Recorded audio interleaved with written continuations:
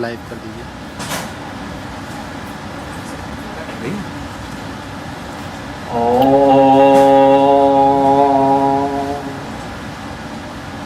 सहना भवतु सहनौ भुनक्तु सह वीर्यं करवावहै तेजस्विनावधीतमस्तु मा विद्विषावहै। ओम शांति शांति शांति।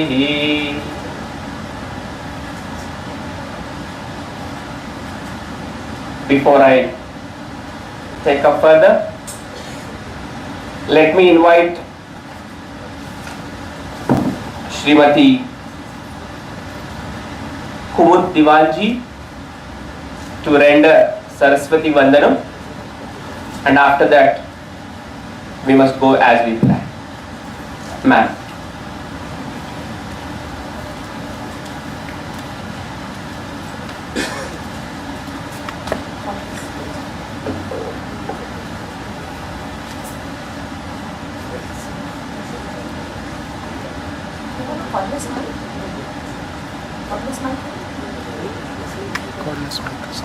पीछे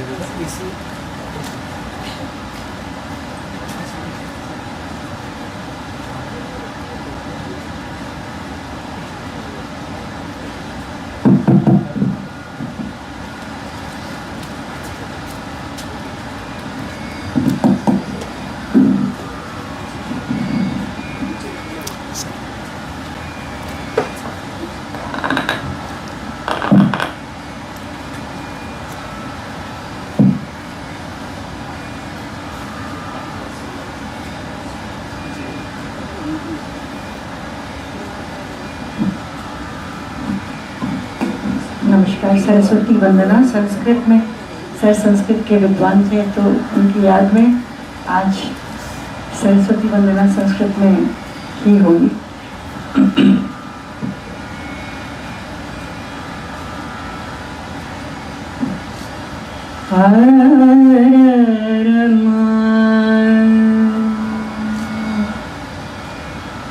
सारे गम पधनी रता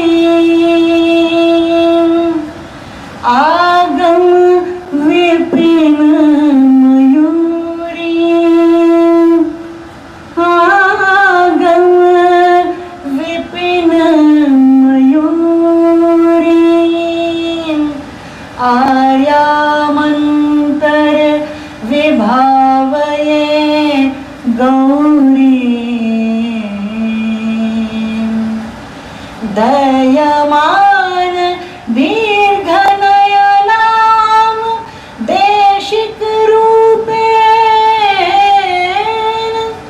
दर्शिताभ्युद्याम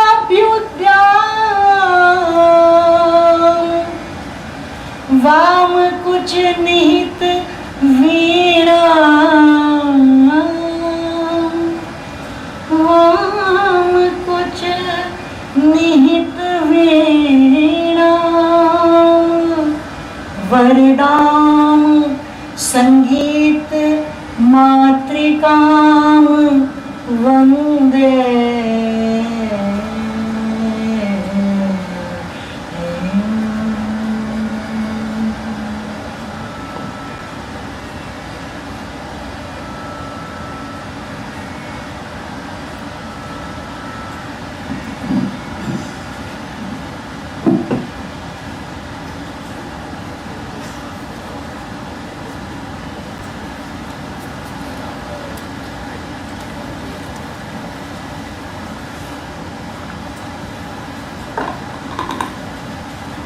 Thank you so much, Umud Divanji, for showering the blessings of Ma Saraswati upon us. I deem it as a great privilege to invite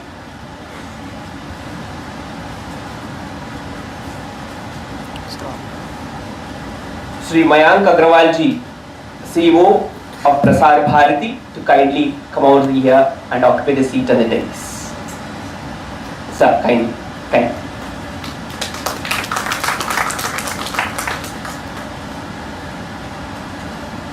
May I request Professor H. Purnimaji, Professor in Sanskrit, to kindly come onto the dais and occupy the seat.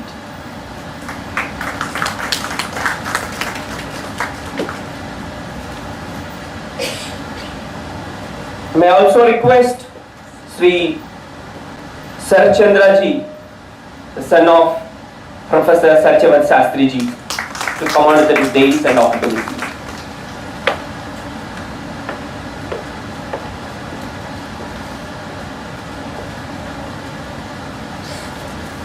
I think His Excellency Om Sen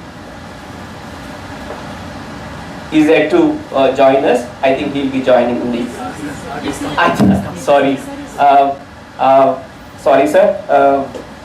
His Excellency Ambassador of Colombia in India, Sri Om Senjit, kindly come over the dais. Cambodia, sir. Cambodia, to kindly come over the dais and occupy the seat.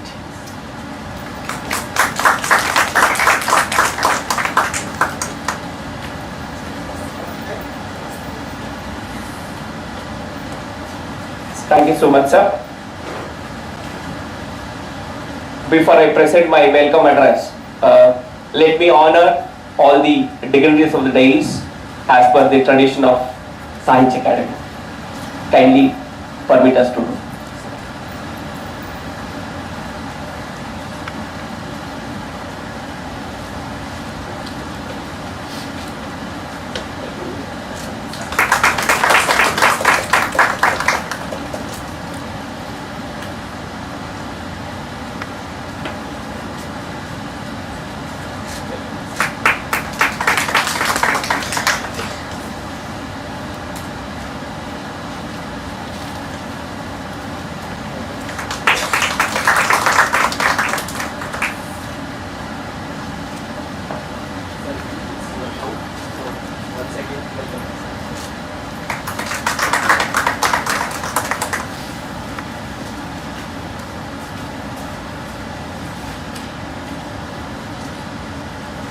Thank you so much all the dignitaries for accepting a token of honor from Sahitya Academy.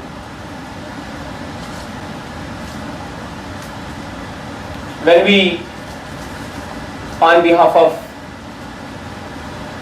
Dr. K. Srinivasa Rao ji,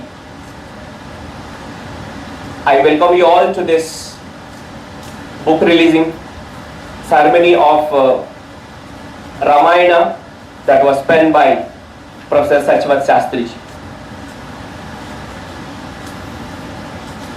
But when we talking about Ramayana and Professor Satya Shastri ji, I think two things I should mention at this juncture. One thing, Satya Shastri ji, because since I also belongs to the same stream, Sanskrit, who born in way back in 1930 and educated by guided by his father, Professor Charudeva Shastri ji, is known for his academic excellence, and the amount of contribution that he made to Sanskrit literature is immense, as all of us know. And just one more point I would like to mention, I want to present before you that more than 30 students have obtained their doctoral degrees as a subject matter of by keeping as a subject matter as Satya Shastri. That all shows his academic excellence. And one more thing, I think if I am not wrong, as per the Yoga Shastra of Patanjali, what is truth? I think ma'am is knowing better than me. As Patanjali said that Chakshuradi Indriyena yam gnatum shakyate taeva satyam, which means it is the truth that can be identified by our sense organs, eye and others. And Satya Shastri ji is known for that. He went on, discovered many more things in form of Ramayana. And you know, what is Ramayana? Can we say it as a Ramasya Yanam Ramayana? As a merely history of Rama? Or in any other form? That's why it is said that Ramayana is the essence of the entire Vedas. I feel as a Sanskrit student, even it is said very clearly that यद आचरति कल्याणी शुभम वा यदि वा शुभम तदेव लभते भद्रे कर्ता कर्मजमात्मनः.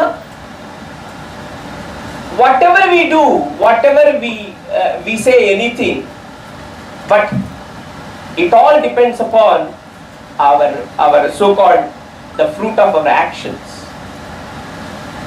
So that's why the fruit of action depends only when we do our actions righteously, and that the righteousness is depend upon the truth. That's why it is said in Sanskrit that Satyam bhruyat, priyam bhruyat, na bhruyat satyam apriyam. Priyam cha nanrutam bhruyadeshah dharma sanatana. Yeah, of course you should speak only truth. But sometimes you need to speak in the favor of the audience.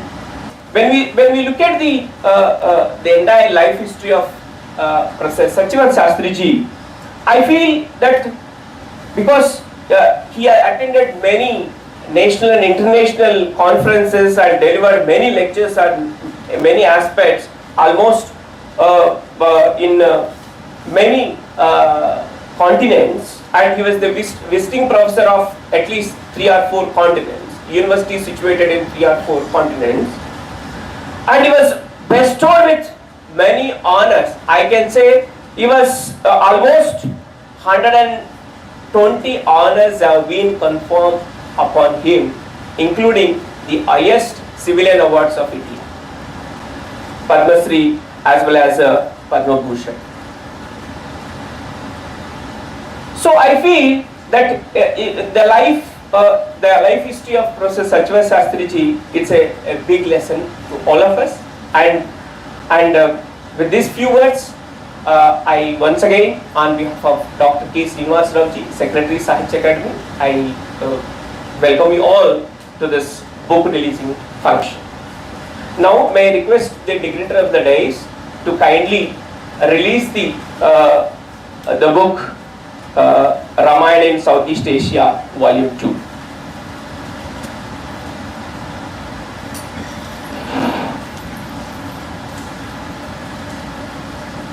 May I request His Excellency Aung San Ji, Ambassador of Cambodia in India, to kindly release the book. Thank you.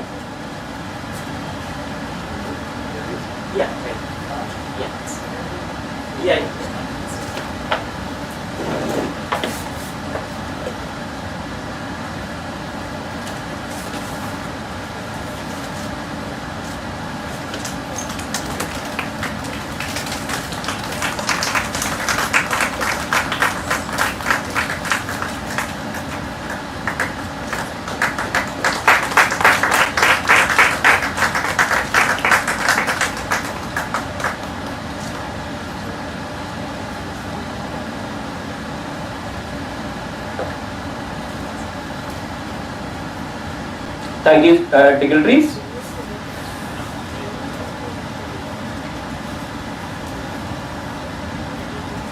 Now,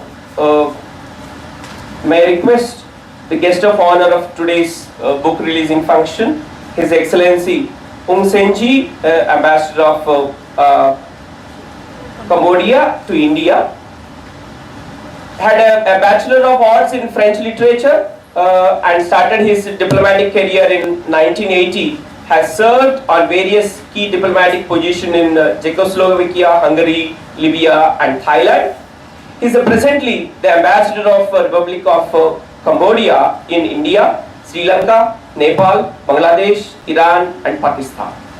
With these few words, may I request His Excellency Sri Ung Senji to kindly deliver his message. Sir. Yeah. If you want, we can.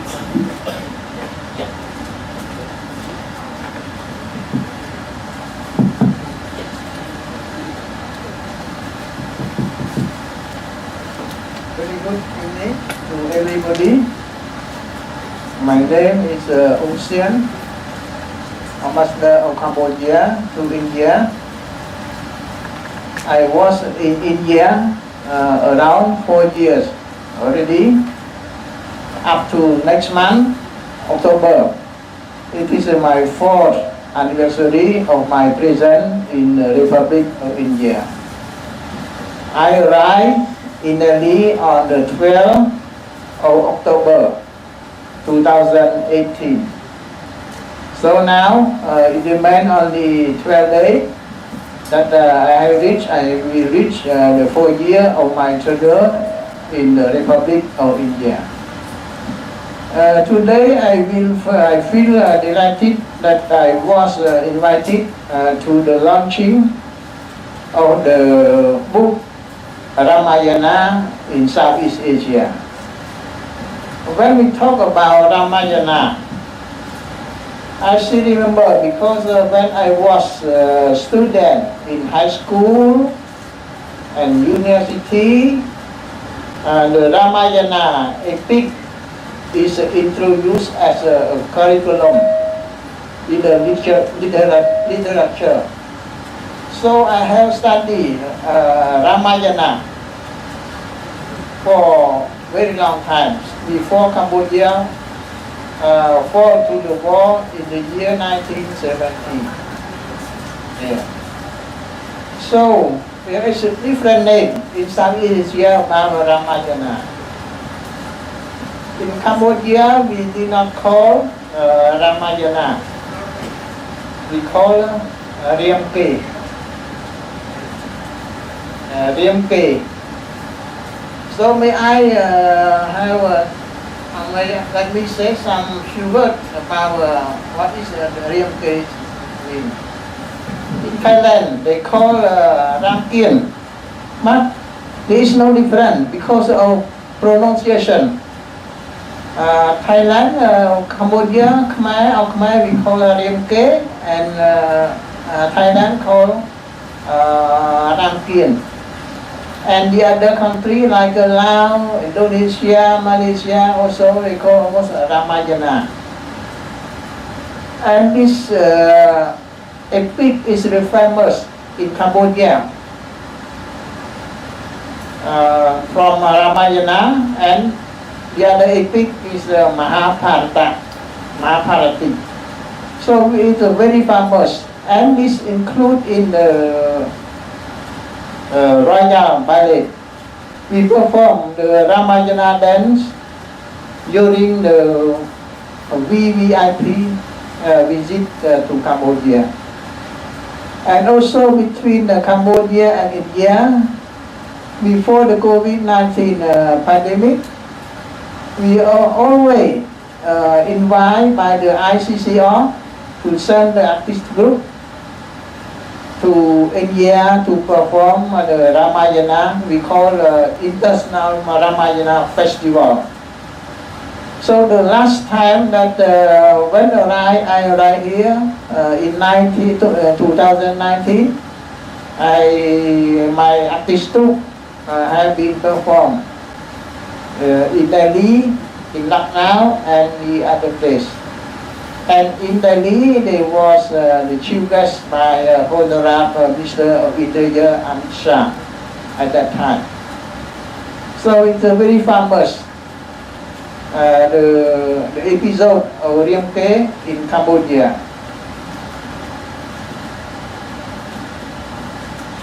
But we still wonder, because when we study the Riemke or Ramayana in Cambodia, we did not know how many volumes they exist. We have only from volume 1 to 10. And later on from volume 80 to 19. And we wonder why the other part, the volume disappear, or we cannot recover from volume 11 to volume 79. So only we study only volume 1 to 10 and 80 to 19, something like this.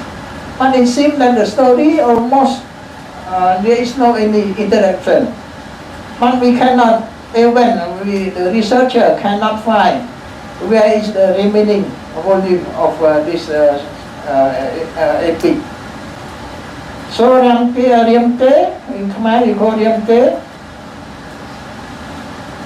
it is the Khmer pronunciation. It's a Cambodian epic poem based on Sanskrit Ramayana epic. The name means glory or Rama.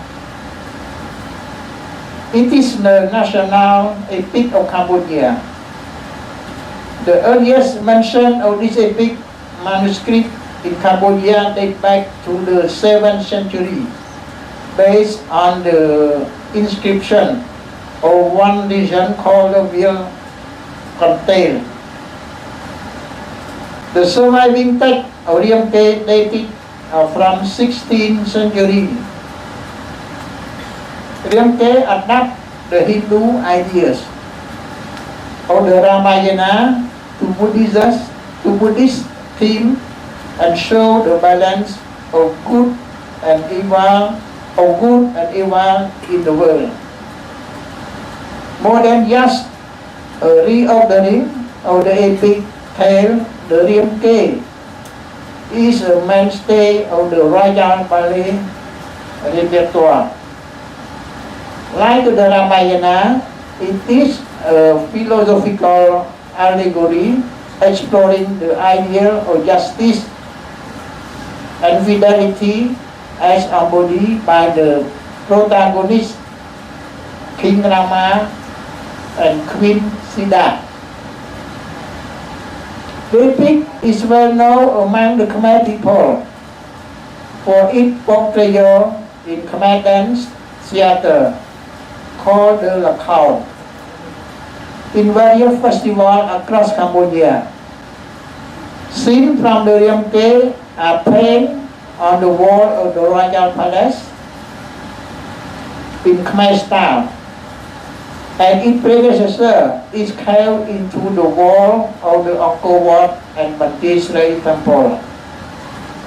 It is considered an integral part of Cambodia culture. The Riemke differ from the original Ramayana in some way, featuring additional scenes and emphasis on Hanuman and Suvarnaka. Maybe in Sanskrit, Suvarnaka, golden fish. Like Hanuman, or maybe you also know a monkey, king monkey. To assist Rama to liberate Sita from Lanka.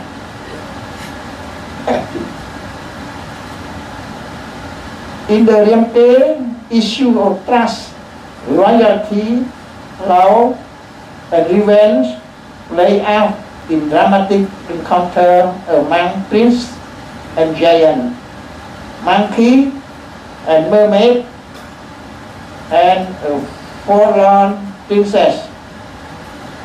Now, it is understood that Prariam or Rama is an incarnation of the Hindu god Vishnu.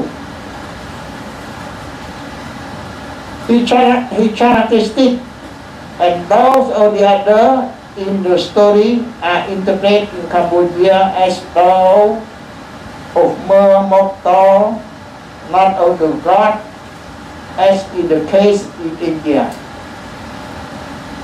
The complete interplay of strength and weakness that hatch in episode line with magic nonetheless represent the decidedly human social behavior. And as in other Southeast Asian countries, the Rama story in Cambodia is not confined to the realm of literature, but extends to all Cambodia art forms, from sculpture to dance, drama, painting, and art.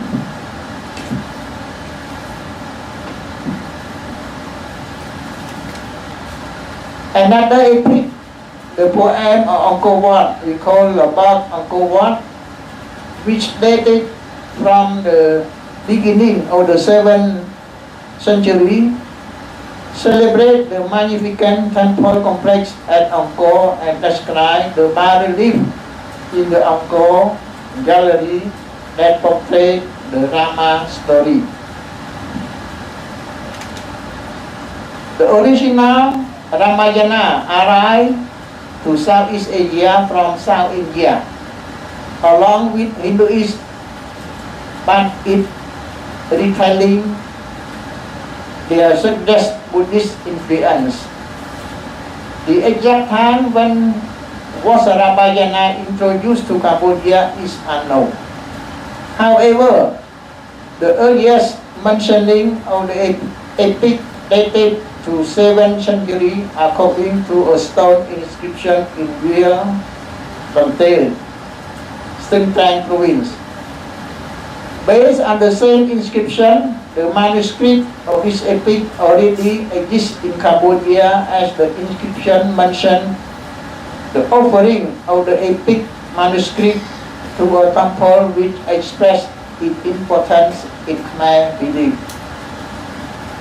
On the other hand, the surviving text of Riamke, dated in 16th century, intricate carving on the wall of Angkor Wat depict the scene from the Ramayana dating back nearly millennium.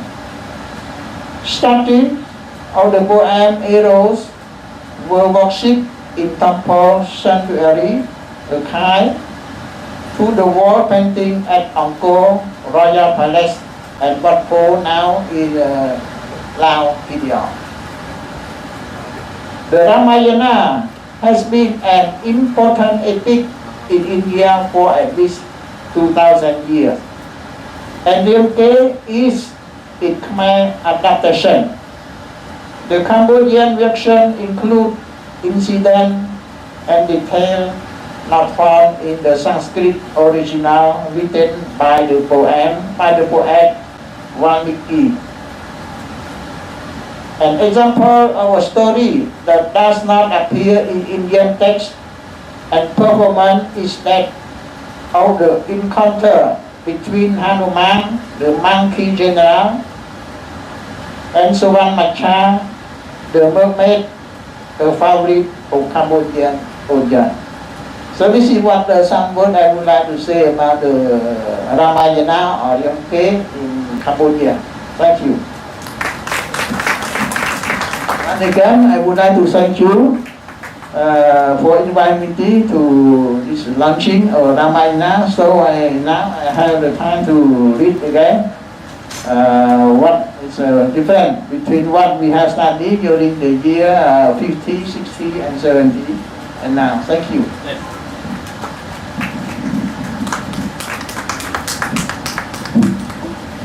Thank you so much, His Excellency Om Senji, for explaining what is the Ramayana that you people went on study at once. As all of us know that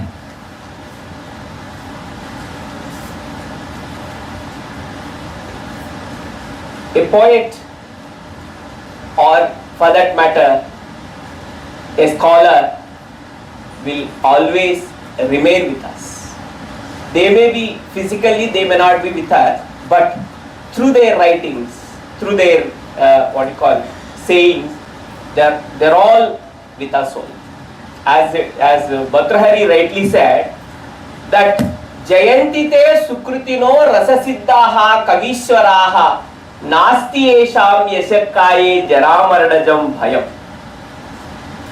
I think they don't have the fear of the death or anything, because they always remain in this world with immortal bodies.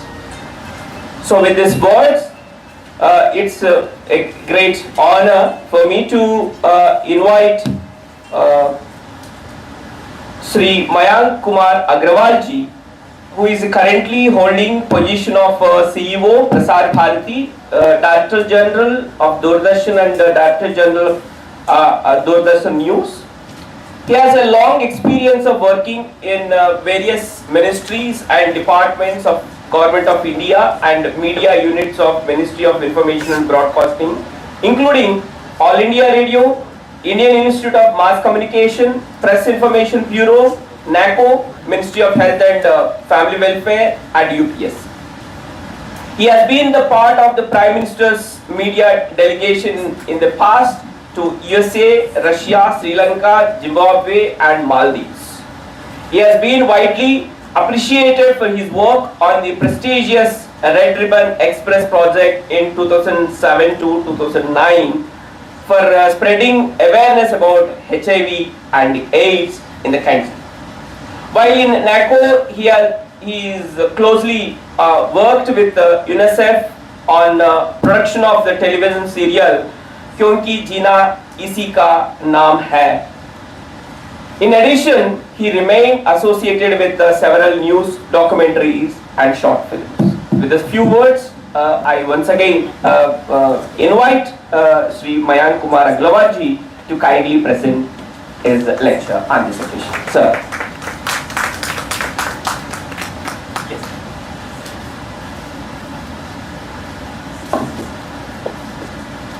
Namaste. Good evening to everyone. His Excellency Mr. Ong Shon, Ambassador of Cambodia in India, Professor Purnimaji,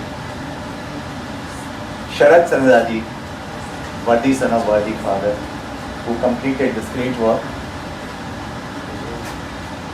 Mr. N. Suresh Babu, Deputy Secretary, Sahitya Akademi, the dignitaries and the scholars present. I am really privileged to be part of this book launch event, which is the second volume, Ramayana in South Asia, Laos and Cambodia. Ramayana, basically the first volume was on Thailand. Whenever we talk of Ramayana, Ramayana means something which we have imbibed from our child. After, I would say, the parents, mother and father, because as young child, at that time, we all must have gone to Ramlila. So, and that was the time of the storytelling. Now the times have changed, because if I go to my past, we learnt about Lord Ram, Sita from our mother and father. And that is, they will talk about the ethics, the highest ethical standards to which Lord Ram lived. And so there are two words which I would say, Ram Raj and Maryada Purushottam Ram. I feel really happy as proud Indian that the story of Ram went beyond the boundaries of our country. Not today, when media is so fast, it's the age of internet, but about more than thousands years back. And if I rightly heard, His Excellency Ong Shonji, I think you talked about 7th century. There was some inscriptions. So it is, if you go talk about the Indian knowledge, it is Ramayana, you said about 7th century, maybe because that was the inscription which was found. But it could be much earlier. These stories would have traveled. You go to Indonesia, you go to particularly Bali. So they are maintaining, they are staging Ramlila in their own words, in their own way. But like the names may be different. You talk Ramayana is known by Riyam Ke in yes, in Cambodia, in Thailand. The titles may be different, but the essence of the story is same. So I just recall, because there are many scholars here, so I'm just nothing before I feel for you. But if you go like about the Indian culture, the Indian Vedas and the Indian knowledge which traveled, the ancient records, if you go to Anatolia region, so I think you know that 1400 BC I'm talking about. That is about 3400 years back, and so there was a treaty which was concluded between Hittites and one more, and that was in the name of Indra, Varun, Ashwin. So our culture is very old, and that has traveled far and wide, about 3500 years back. Like where you get the records, so it may be even much older. So anyway, I'm really I want to just share with you that I had formed association with Professor Dr. Satya Shastri, professionally as an author, and for my father was his personal friend, and my father was a Sanskrit scholar, and both of them, they talked a lot about Sanskrit, ancient culture, and about Professor Shastri. Even in my young age, when I had not met him, my father, whenever he came to Delhi, because he stayed in Haridwar and that area, so he would talk about Professor Shastri. And after I came to Delhi, I had many opportunities to meet him. Such an humble, scholarly person. And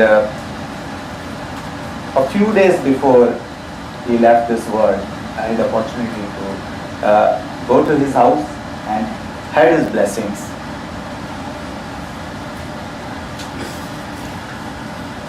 So to talk more about Ramayana, that is one book which never closes. Like there are many books in my library also. I would have read that once, twice, not more than that. But Ramayana, you keep on reading. Every time you read it, you will find something different. So Ramayana is a treasure house of values woven into a gripping story. And it is, I would say, such a engrossing story. And somehow, I would say it is a simple story also. For a child, it is not very complicated. If you go to other stories, even for Mahabharata, it is sometimes, because there are so many anecdotes and all that, it becomes difficult. But Ramayana, you imbibe so fast. And the children, they will start playing, like they just start understanding about this world. So they will start playing the roles of Ram, Sita, Ravan, and the Shara comes. So you just go to any locality and any colony, the children will be playing and they will be making Ravan, they will be killing Ravan, burning Ravan. So it is something great like which our culture has. I just wanted to share with you a quote from Honorable Prime Minister. The nature of Lord Ram epitomizes unwavering truth and honesty, and hence Lord Ram is considered the absolute. That is why he has remained the source of inspiration for India and certainly for the whole world, I would say. For thousands of years, Lord Ram makes social harmony as the keystone of his rule. Why I am saying the whole world? Because maybe that the Ramayana we talk about Southeast Asia or towards seven. But with the Indian diaspora now, in Mauritius, in Fiji, in West Indian countries, and America, the Lord Ram, the story has traveled everywhere. And our people have they are celebrating Dashera, Deepavali. I am in Doordarshan, you know. So that was the time of when the lockdown was announced. Someone rang me up. Why don't you start Ramayana again? I never thought, though. We did it within 3-4 days time, and it became the highest watched serial in the world. With one day, its viewership was 7.6 crore. So there were apprehensions in our mind because Ramayana has already been telecast. So re-telecast, how people will find it, but it made the world. So that is the story, Ramayana. You bring it and people will gather, watch, listen, and thanks for inviting me to this gathering. I'm really, again, I would say that I'm privileged to be here. And Sharat Chandraji, it is the great tribute to your father, and I would say my Sashtang Namaskar to him, wherever he is. He would be really feeling glad that this work has been completed and is being presented to the world today. Thank you very much.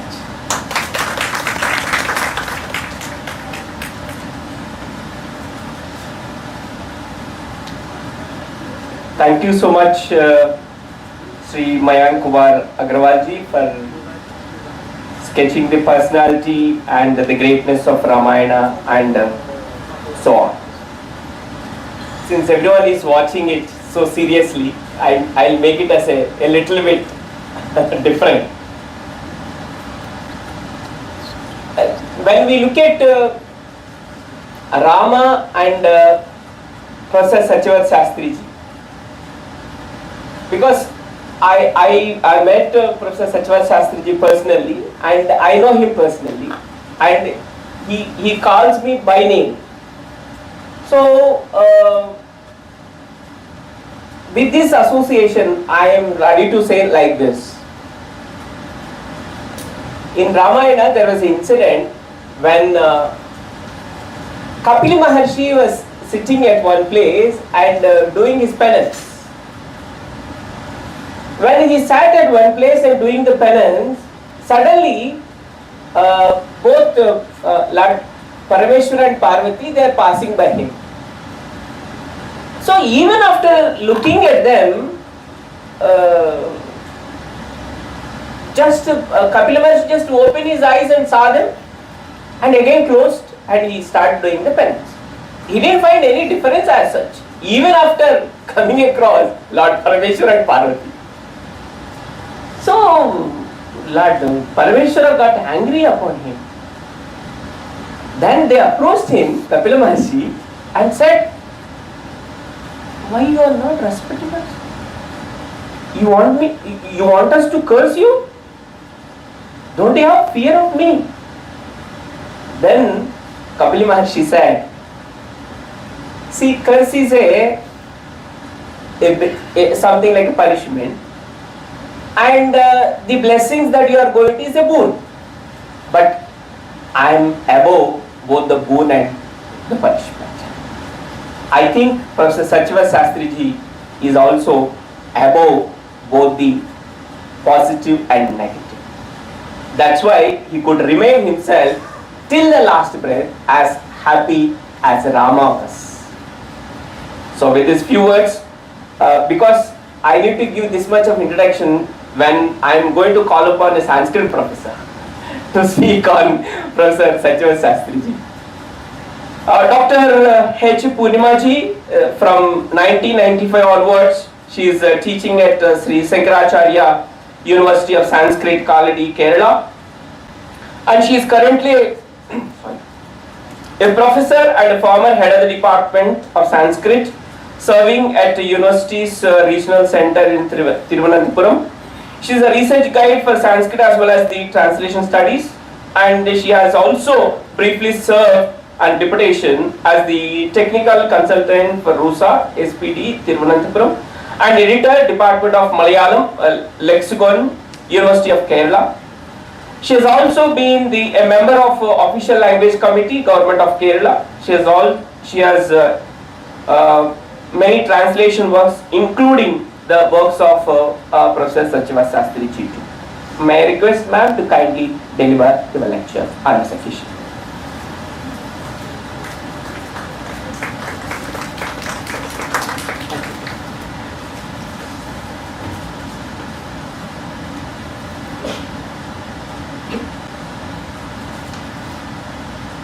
His Excellency, Ambassador of Cambodia, Shri Om Sen, respected and distinguished speakers, Shri Mayank Agrawal, CEO of Prasar Bharati, and Shri Sharat Chandra, the worthy son of the author, Professor Satya Shastri, and my brother, and respected Deputy Secretary of Sahitya Akademi, Shri N. Suresh Babu,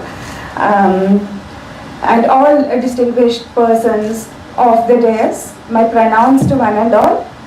I really feel, I'm truly honored to be present in this August gathering, speaking about my most revered teacher, the author of the book that's just been released, Ramayana in Southeast Asia, the second volume dealing with the Laos and Cambodia Ramayana.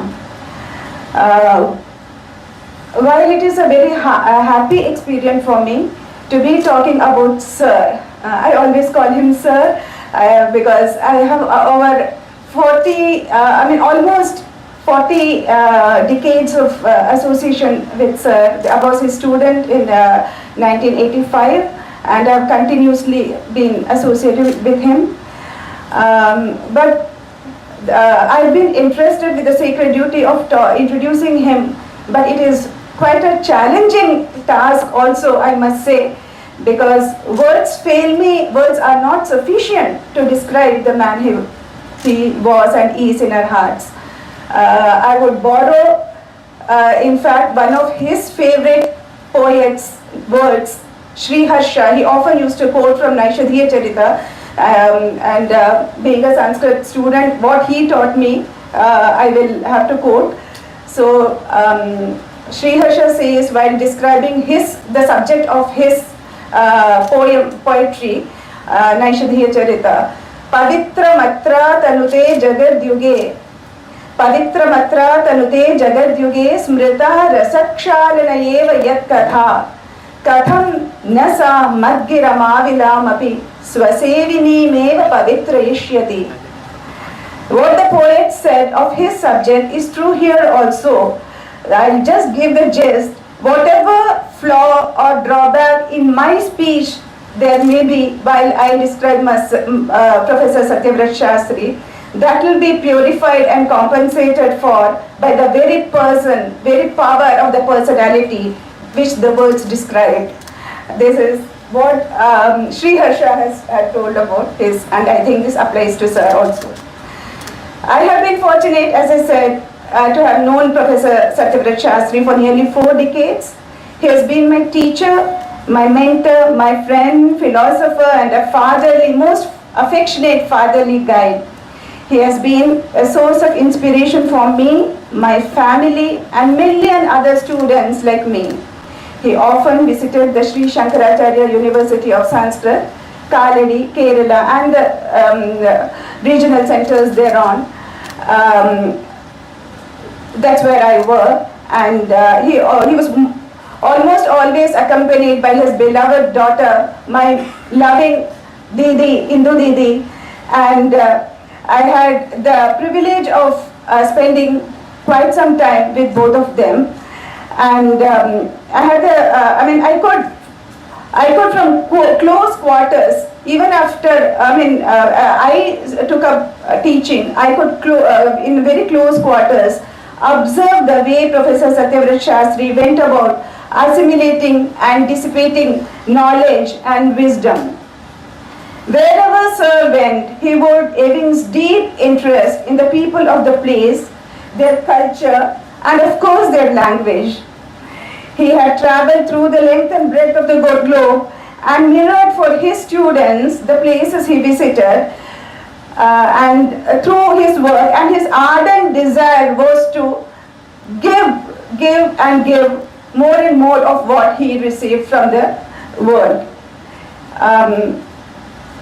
On a personal note, he had a passion for classical music, photography, and nature. The bounty of nature he appreciated a lot, and in fact, I've been fortunate to listen to his rendering of Telugu songs tuned to classical raga. He was a polyglot, of course. He had been all over the place, and he was really adept in several languages.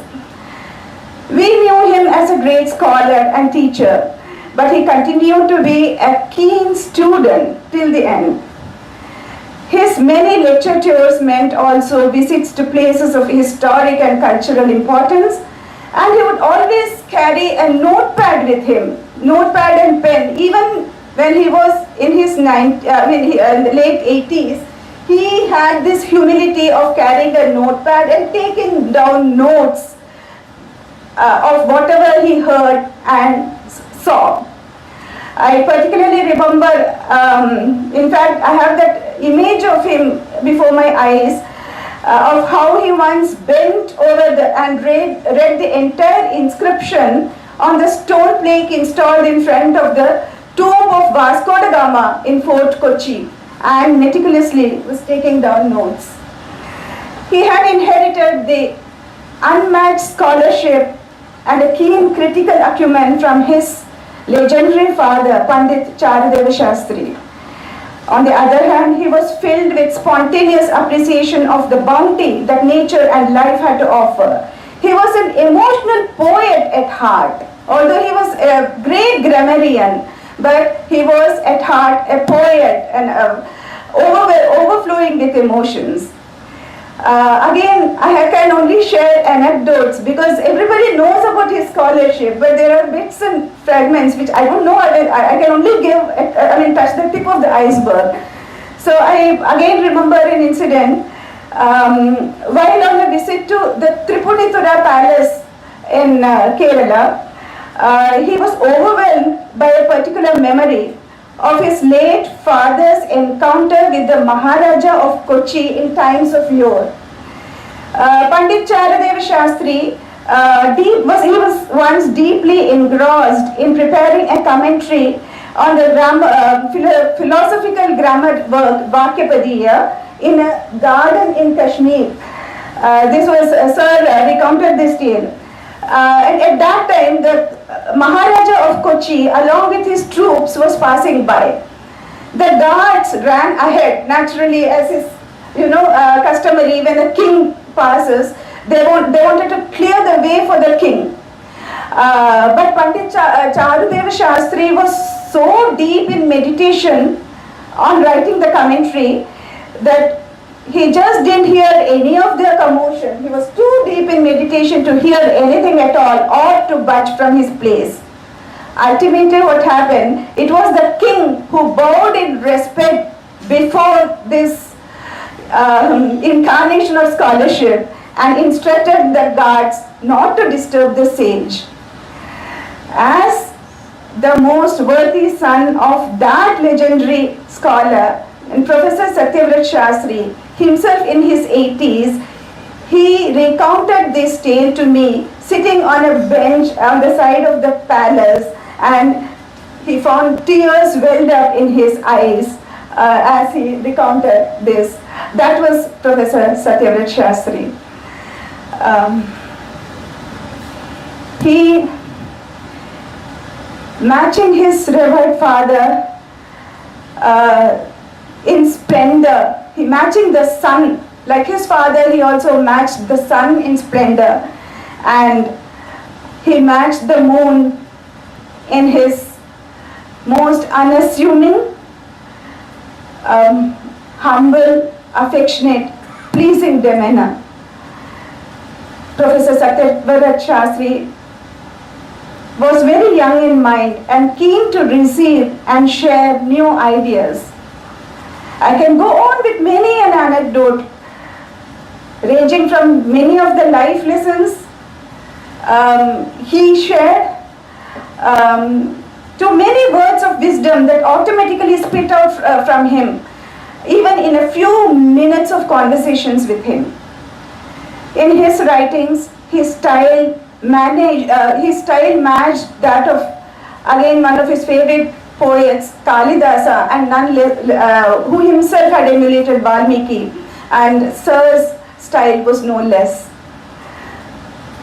Many of his works naturally centered on the Ramayana, as this book. He traveled far and wide, and especially he stayed for quite some time in Southeast Asia, in many countries in Southeast Asia, and gleaned.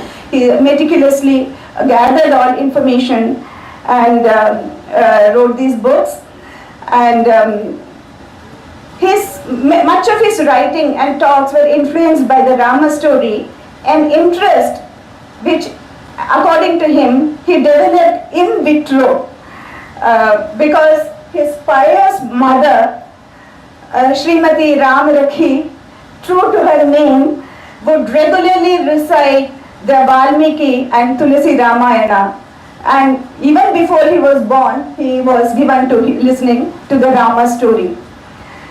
Professor Satya Shastri, who wrote his first piece of poetry at age 11, first piece of published poetry at age 11, he has, as rightly Shri Suresh Babu had mentioned, he has himself been the subject matter of many theses. He was the first and so far the only recipient of the most illustrious, highest honor in literature, the Jnanpith Award for Sanskrit. He was honored with the Padma Shri and the Padma Bhushan. Titles, accolades, and encomiums came in search of Sir. For, again, I draw from Sanskrit, Nahi Ratnam Anvishyati Mrigyate Hitat.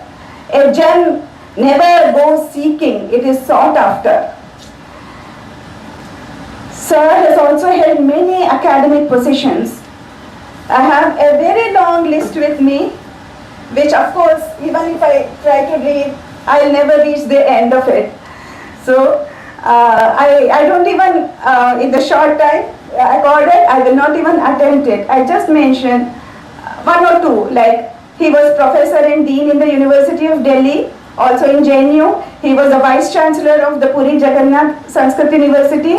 He was a chairman of the second Sanskrit Commission. I think he was a chairman of the Manuscript Commission also. He was the president of the Asia Institute, Torino, Italy. He visited many countries across the world and was a special teacher for the Princess of Thailand. But the life and the message he gave to all of us is much more than the many positions he held. There cannot be a better description about him than the one in the citation from the Silpakon University, Bangkok. It says, Professor Satya Shastri is a living legend in the field of Sanskrit. Verily, he was, but he is a living legend. He born in the mortal world on 29 September 1930. He left for his heavenly abode on 14th November 2021 at what was for him a very young age of 91. He continues to live Through his fame spread all over the literary world, he continues to live in all our hearts, his words ringing in our hearts, his saintly image before our eyes, always inspiring us to try our best. He used to quote his sir, Professor Siddheshwar Sharma, "Good is the enemy of better." He always goaded us students to strive for better and better, and he always, all that he sought was to give and spread knowledge.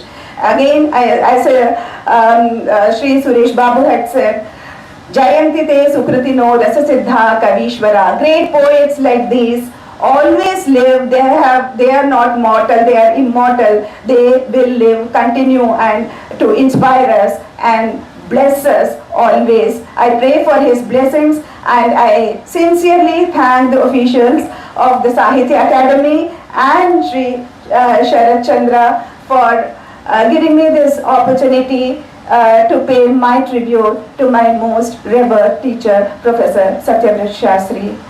Thank you. Namaste.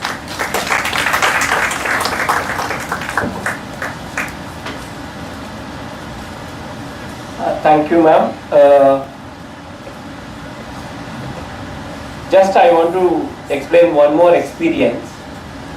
When the first volume was released through virtual mode, Satya Shastri ji has asked me to propose the vote of thanks. So I did everything in Sanskrit only. Later, I want to tell you one just incident about his commitment. Around the morning, around 10 o'clock or so, he asked me to do it in Sanskrit. I did it, and I sent the video. Later, sir said, no, you say it, but with the following English translation. So I said, I did. In the night at 10 o'clock, again he called me, no, along with the English translation, you do it even in Sanskrit. So I did again. Luckily I was in the office only at that time, at 10 o'clock. By sitting in my conference hall, I recorded and sent it. Because just whenever we talk about the Ramayana, we always remember Valmiki Maharshi. And while remembering Valmiki Maharshi, we certainly quote this poem. Kujantam Ramam Rameti Madhuram Madhuraksharam Aruhya Kavita Shakham Vande Valmiki Kokilam. We bow before the cuckoo called Valmiki by sitting on the branch of poetry, singing so mellifluously the word Rama, Rama and Rama. I think Sharat Chandraji is so blessed being the son of Professor Satya Shastri ji, though he is associated with some other stream of learning, and still he is serving and following footprints of his father. May I request Sri Sharat Chandra ji to kindly come and deliver his message on this occasion. Sri.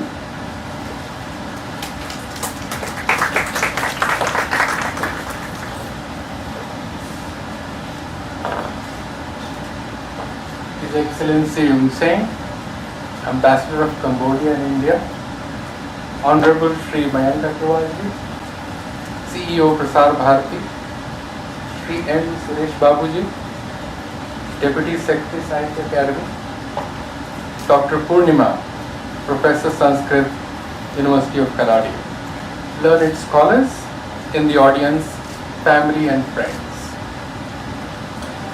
It gives me great satisfaction and a sense of pride to be a part of this auspicious occasion today, when we have gathered for book release of the book titled Ramayana in Southeast Asia, Volume 2. On this momentous occasion, a section of the library at the Sahitya Akademi, where thousands of books from my revered father's personal library have been preserved for avid readers and researchers, will be inaugurated as well today. This is no ordinary day.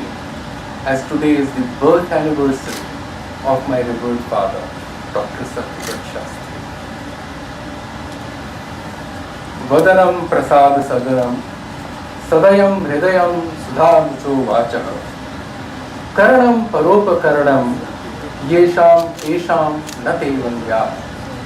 Who will not honor such persons who keep a smile on their face, always have compassion in their heart, whose speech is controlled and who always help others. Such was my father, which this sloka amply describes. A world-renowned figure. He needs no introduction, yet I will make a humble attempt to do so. But where does one start when one seeks to describe a personality who is a creative writer, a critic, an original thinker, an epigraphist, and an archaeologist, all rolled into one? How does one condense in a few sentences the colossus of work of a savant who spread the wings of his knowledge across the world as visiting professor of Sanskrit and Indian studies in 6 universities on 3 continents, delivered more than 150 lectures in Europe, North and South Americas, and Southeast Asia. He was a phenomenon in himself. It is by no means a simple task to speak of a poet, a grammarian, a linguist, and an Indologist who taught the Royal Highness Mahachakri Princess Sirinthorn, the Princess of Thailand, who was also her master student. His knowledge had no boundaries, and his passion and zeal for sharing knowledge no limits. Let me share with you how the present work came into being. He had committed himself to deep research on Ramayana and its variations in Southeast Asia as the story traveled from India far and wide across the region. Having traveled and extensively researched books, manuscripts, murals, scriptures, and folklore in Southeast Asia, he realized the significance of sharing with readers the depths of his learning. Volume 1 of the book was already published during his lifetime and released on his birthday a few months before he left for his heavenly abode. He had been working on the second volume, which he was fervently intending to complete, but met with a few roadblocks, both in terms of research references that he could not find, as well as interlinkages to various episodes of Ramayana for a comparative assessment across Laos and Cambodia. That he was pursuing for this book. He would share with me his struggle and frustration in not being able to get the reference material that he sought. Both languages being unfamiliar, his dependence on external help to get answers to mural captions and occasional translation support made him reach out to scholars and friends in Cambodia and Laos. He shared with me what he was looking for, and I joined in his search. He had gone to both countries almost 40 years ago, spent weeks at each of the temples where he took photographs of the murals and paintings, therefore did not recall if he did indeed get captions translated there and then. When he passed away, the work was incomplete and could not have been published.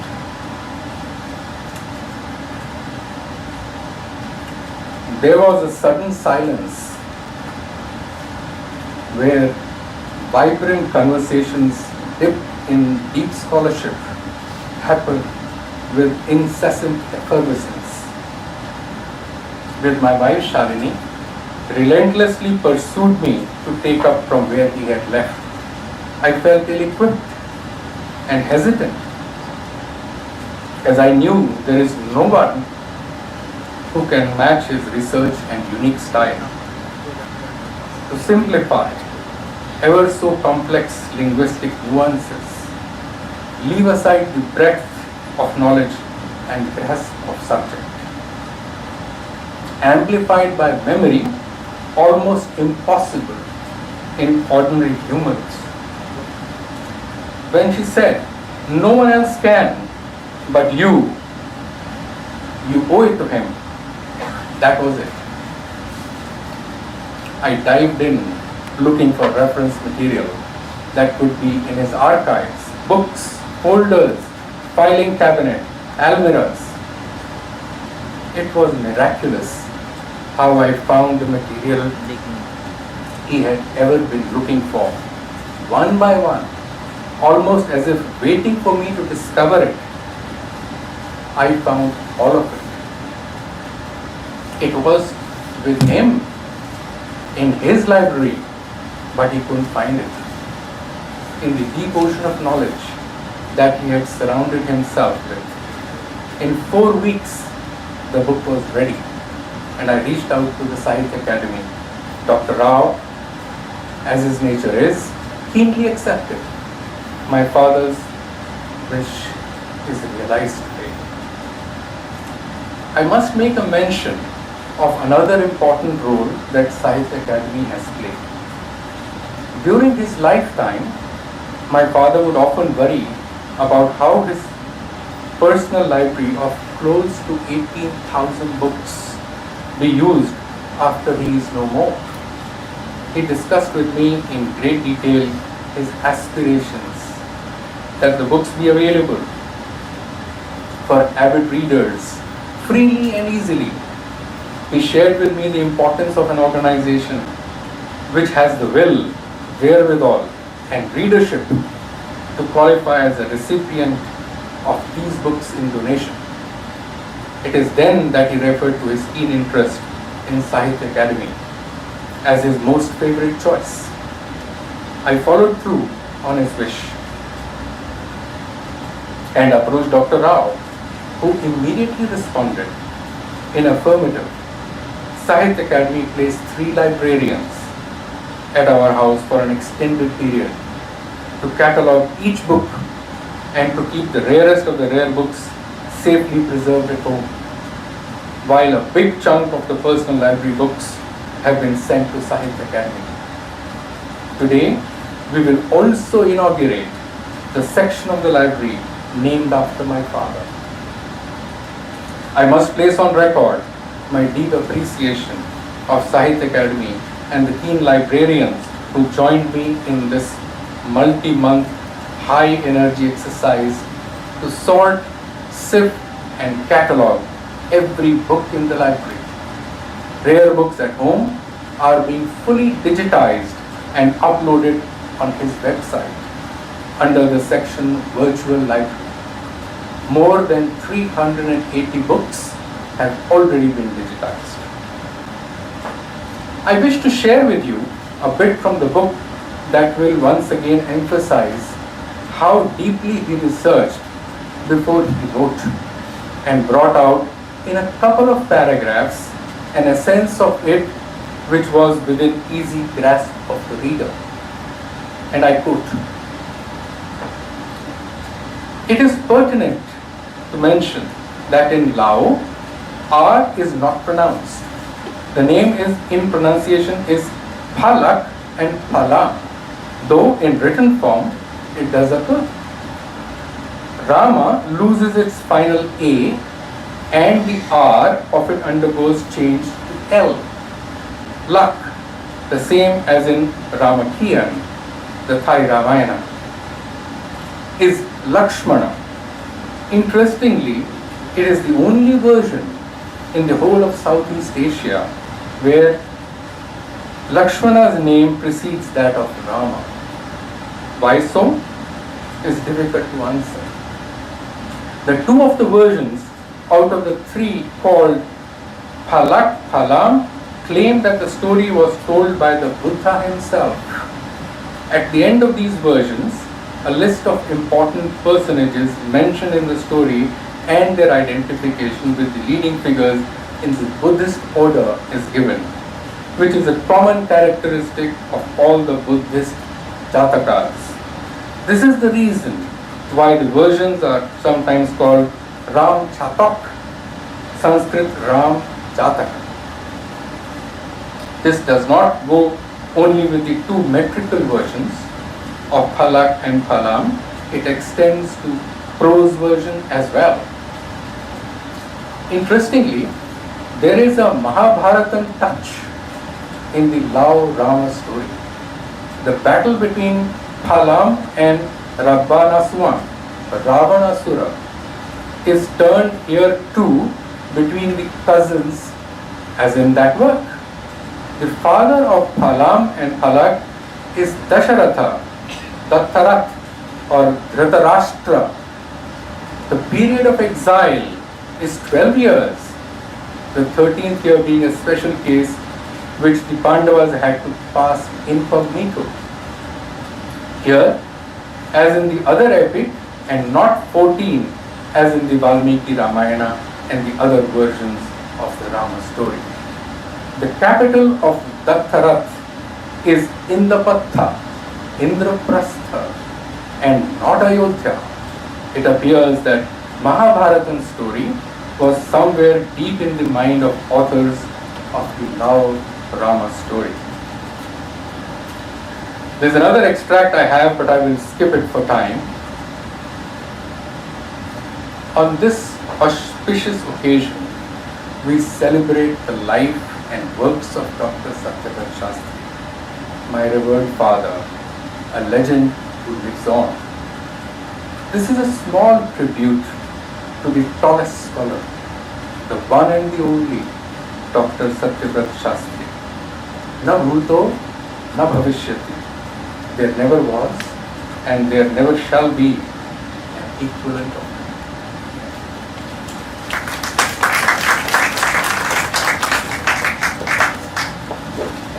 Thank you so much, Sri Chandraji, for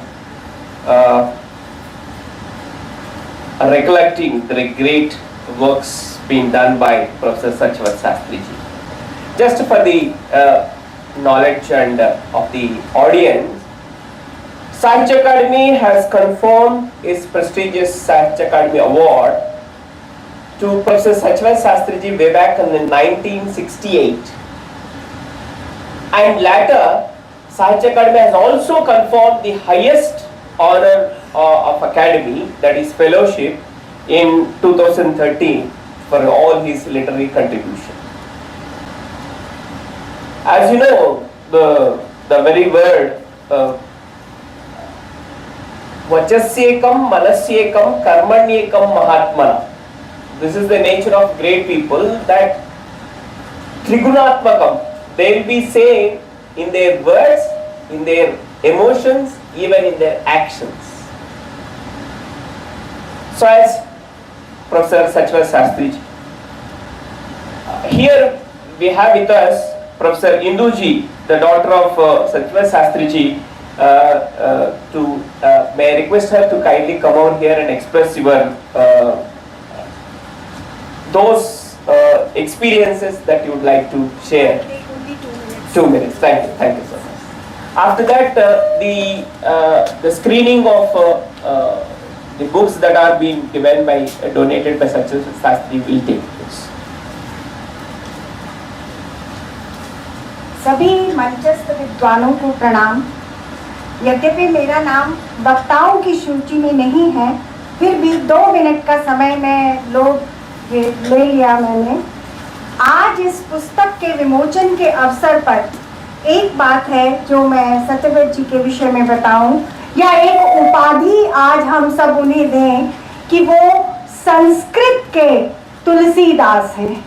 उनके लिए ये कहा गया कि वो संस्कृत के तुलसीदास हैं। इतना काम उन्होंने संस्कृत में किया और संस्कृत के तुलसीदास होने के ये उपाधि आज हम सब की तरफ से उन्हें दी जा रही है।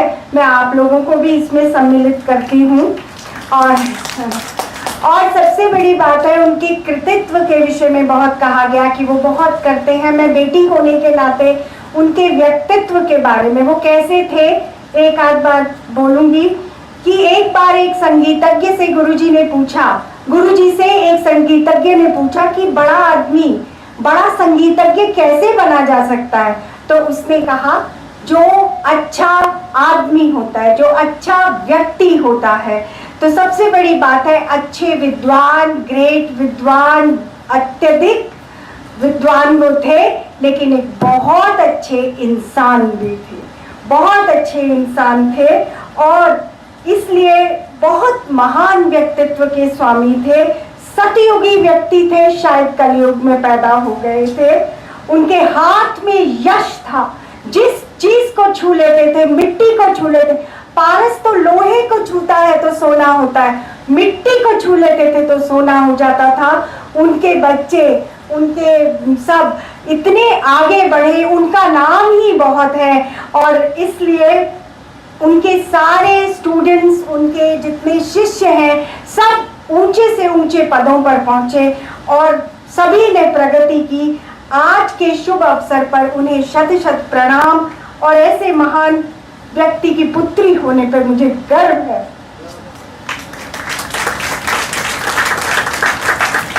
Thank you so much, Professor Induji. I'll be certainly fail in my duty if I don't acknowledge the efforts made in shaping this book.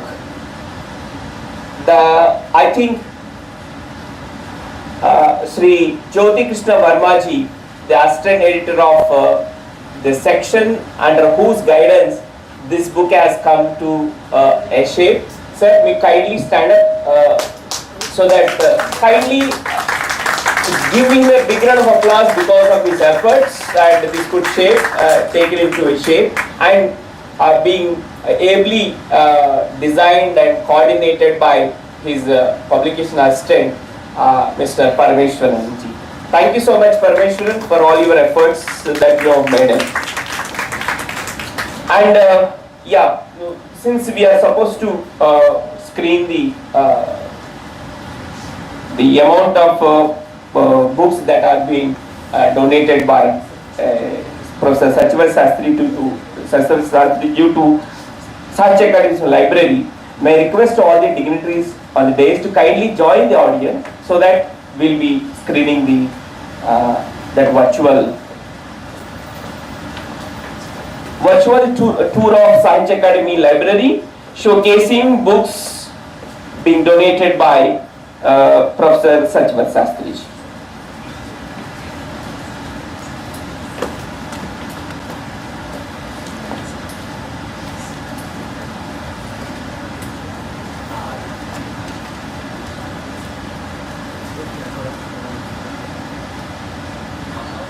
Screen को नीचे करना Correct.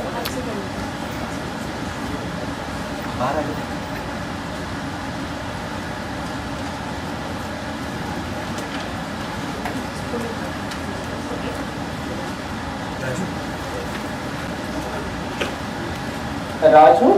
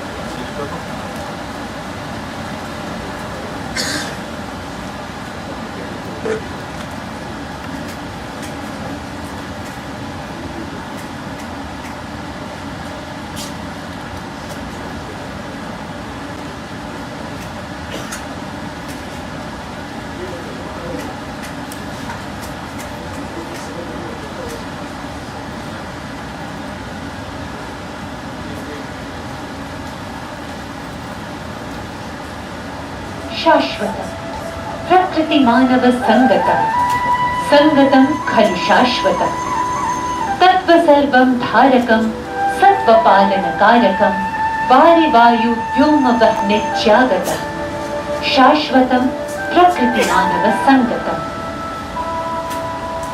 गीता में कर्तव्य पालन को सबसे बड़ा धर्म बताया गया है। इसके पालन के लिए अपने अंदर बाहर के हर प्रकार के शत्रु से लड़ो। अथ चेत्त्वमिमं धर्म्यं संग्रामं न करिष्यसि ततः स्वधर्मं कीर्तिञ्च हित्वा पापमवाप्स्यसि। प्रोफेसर सत्यव्रत शास्त्री जी ने इस युद्ध में सर्वथा विजय प्राप्त की। प्रोफेसर सत्यव्रत शास्त्री का जन्म अविभाजित भारत के लाहौर में 1930 में हुआ था। चौथी कक्षा तक की पढ़ाई आपने यहीं पर की। जन्म तो लाहौर में हुआ और मेरी प्रारंभिक शिक्षा भी वहीं पर हुई। वहाँ पर स्कूल की शिक्षा मेरी केवल चतुर्थ श्रेणी तक हुई। इसके बाद हमारे पिताजी ने सोचा कि पारंपरिक संस्कृत की शिक्षा ही मुझे ग्रहण करनी चाहिए, इसलिए उन्होंने पिता का धर्म भी निभाया और गुरु का। 11-12 वर्षीय अवस्था में आप संस्कृत भाषा में पारंगत हो गए थे। मेरी पहली कविता जब मैं अभी कोई 11.5 वर्ष का था तो प्रकाशित हो गई थी। जयपुर से तब उन दिनों में एक पत्रिका निकलती थी संस्कृत रत्नाकर नाम की, जिसके जो शस्त्री संपादक थे महामोपाध्याय भट्टनाथ शास्त्री। कविता का शीर्षक है षड्ऋतु वर्णनम। तो उस शीर्षक के नीचे संपादकीय टिप्पणी में आदरणीय भट्टनाथ शास्त्री जी ने मेरी उम्र का उल्लेख किया और ये लिखा है कि ये कविता 12 वर्ष के एक बालक ने लिखी है। नवविवाहित जोड़ी जब एकांत भ्रमण पर निकलती है, रूप, सौंदर्य, फूल, खुशबू, चांद, तारों की बात करती है। लेकिन प्रोफेसर शास्त्री अपनी धर्मपत्नी से यह वचन लेना नहीं भूलते कि आप मेरे लेखन कर्म में बाधा तो नहीं बनेंगी। 2 दिन हुए शादी को, तो यहाँ ये जो इंडिया गेट है इस पर घूमने के लिए आए हम, तो बेंच पर बैठ गए तो इनका चेहरा बड़ा गंभीर सा हो गया। मैंने पूछा क्या बात है? कहने लगे मैं सोच रहा हूँ तुम मेरी पढ़ाई में बाधा तो नहीं बनोगी, प्रॉमिस करो। मैंने कहा प्रॉमिस किया और वो प्रॉमिस मैं आज तक निभा गई। यह है प्रोफेसर शास्त्री का अध्ययन कक्ष और लेखन धर्मस्थली भी। ये कक्ष और कुर्सी अपने आप में ज्ञान के अकूत विरासत के गवाह हैं। हमारे पिताजी जिनकी दिनचर्या पढ़ाई से शुरू और पढ़ाई से खत्म, 3:30 बजे उठ जाते और 4 बजे स्नान ध्यान करके पढ़ाई में तल्लीन। और जब हम 7-7:15 उठते तो ऐसे हैरान होकर देखते थे, अरे सूर्योदय हो गया। इसी लगन और समर्पण के परिणाम है सैकड़ों देशों का भ्रमण, अनेक सम्मान और 1100 दुर्लभ पुस्तकों का यह संकलन। एक ही घर में 3 राष्ट्रपति सम्मान से सम्मानित व्यक्तित्व विरले ही मिलेंगे। प्रोफेसर शास्त्री, उनके पिताजी और धर्मपत्नी उषा सत्यव्रत जी। साहित्य अकादमी ज्ञानपीठ, पद्मश्री, पद्म भूषण के साथ साथ अनगिनत पदक और सम्मान इस संग्रहालय नुमा घर की शोभा बढ़ा रहे हैं। लेखन, पठन पाठन की व्यस्तता के बावजूद परिवार के लिए समय निकालना, मित्रों रिश्तेदारों से मिलना उन्हें अच्छा लगता था। घर के पकवान में उन्हें मीठा बहुत पसंद था। खाने पीने का तो उनको शौक था। गला सेंसिटिव था लेकिन मीठे का बहुत शौक था, तो मीठा हमेशा काफी पसंद करते थे। वाङ्मय के इस जीवट साधक ने जिस भी शास्त्र सागर में गोते लगाए, दोनों मुट्ठियों में मोती भरकर ही उभरे।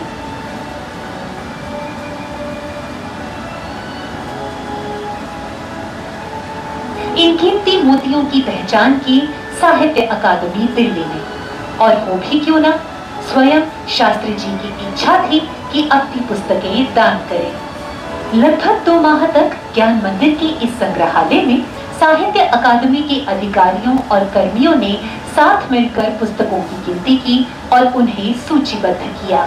शास्त्री जी द्वारा दान में प्राप्त हजारों हजार पुस्तकों को अकादमी ने कृतज्ञ भाव से ग्रहण किया और सम्मान पूर्वक अपने हृदय पटल पर स्थान दिया, सजाया, संवारा और फिर अभ्यर्थियों और शोधार्थियों के लिए द्वार खोल दिया।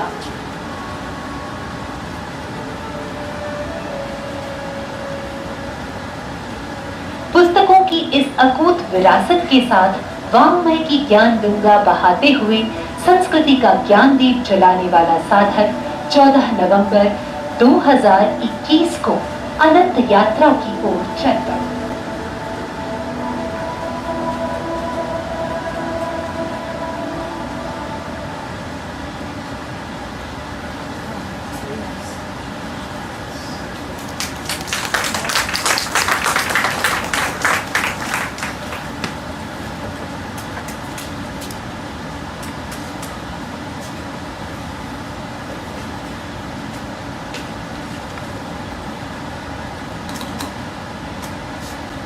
Thank you so much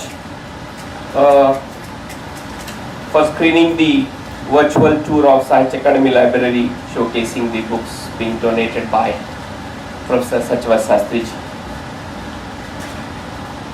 Yeah, in the conclusion, I sincerely thank His Excellency Om Sen ji, Ambassador of Cambodia in India, and Sahitya Akademi sir, on behalf of our most respectful Secretary sir, Dr. K. Srinivasa Rao ji, I once again sincerely thank you for sparing your valuable time with us, because Sahitya Akademi is a house of writers. So thank you so much sir for sparing your valuable time with us. And I sincerely thank Shri Mayank Kumar Agrawal ji, the CEO of Prasar Bharati, Professor H. Purnima ji, the disciple of Professor Satya Shastri ji, and I sincerely thank Shri Sarat Chandra ji, the most, I think he is a proud man today to be there, as he was the son of, as he is the son of the Professor Satya Shastri ji. Thank you so much sir for being with us with Sahitya Akademi, and I sincerely thank Srimati Kumud Divanji for rendering blessings of Saraswati on all of us. And I've been failing by duty if I don't thank Sri Jyoti Krishna Verma ji, who did all the, who is the backbone of this entire program. I'm only here to organize. The entire credit goes to him. Please give him a big round of applause. He did everything. And at the end, on behalf of our Secretary sir, I invite all of you to join for a tea. Thank you very much. With this program has come to an end. Thank you so much.